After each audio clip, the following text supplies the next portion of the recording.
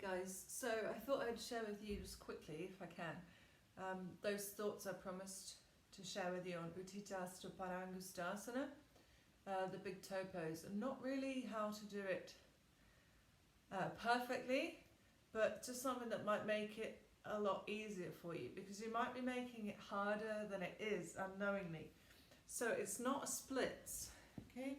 You're not trying to keep the standing leg straight, say it's this one, and take this leg as high as possible in the air and bring it towards you.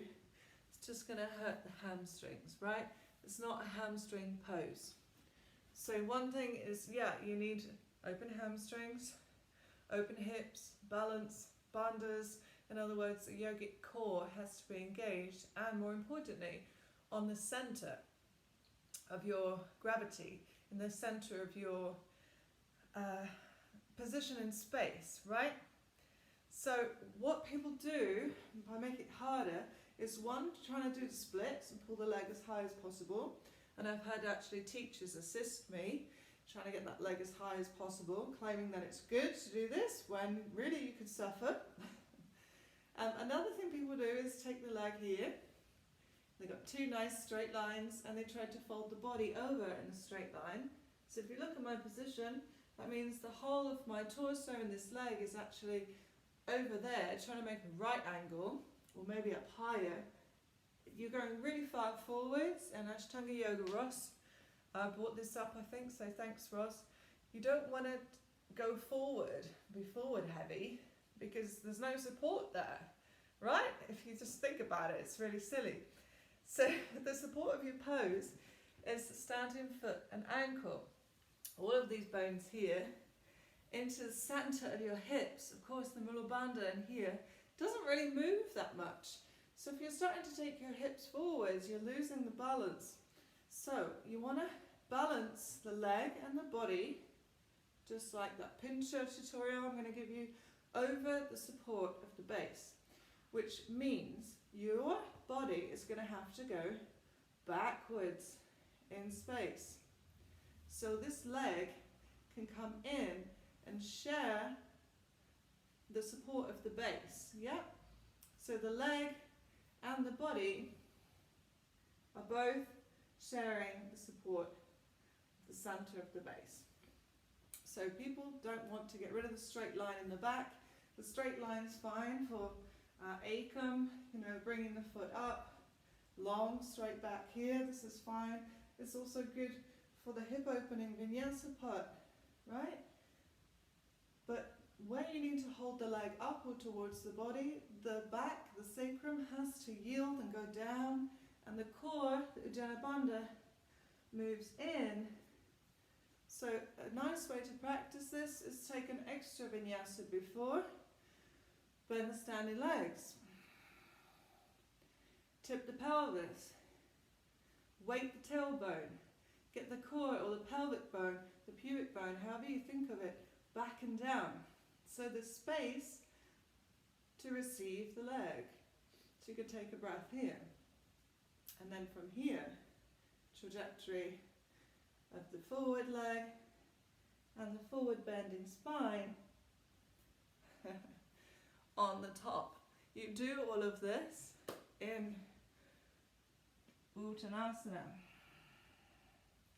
So here you're actually trying to keep this waist up, yeah, and the pelvis rooted, neutral, and then give the forward bend to your spine. You do it in Uttanasana. Where's the root of this pose? Here, here. If you're going all the way forwards, you're not going to be able to do this when you're standing on one leg. So, in Paschimottanasana, stay in the root. Yeah? So instead of going forwards, which is easy, inhale, expand, inhale, expand, inhale, expand, why not think, as I've been doing recently, exhale, pull back and down. Each exhale, more earth, more support, more Mula Bandha. Yeah? And I've been preaching a lot about this because it saves your hamstrings. Yeah? And opens your back, makes all your postures feel nicer, more healthy, and more balanced and rounded. You do this a lot all over the place if you think about it. I don't know, Kramchasana, same thing. If you're going for straight back, straight leg, you know, there's only so far you can go. Yeah, there's bulk in the way as well. It has to go back to bring the leg in, right? I'll do it again. Pelvis positions to bring the leg. Rather than this, and then somehow trying to make those two things meet when the angles are actually going away from each other. So the pelvis here at the bottom is going to steer the spine, yeah? And the spine continues.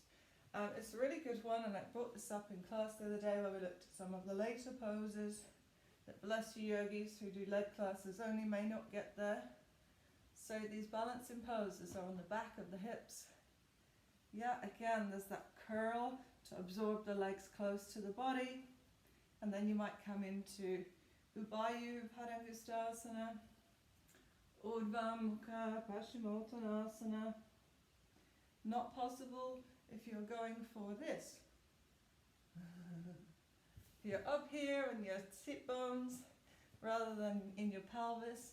You're going to either tip one way or the other because the hamstrings are at the edge of what they can do. So use your back, yogis, and enjoy safe practice. There you go. I hope it helps. Use that extra vinyasa to get into Uttitha Hasta Pangastushasana. And if you really want to, guys, do it on the floor because you do it without thinking about it correctly in the Uttitha Pangastushasana. When you do this, the sacrum is down and wide and the belly scoops in. And you're in a curl. But somehow we don't do this in the air. All right. See you soon.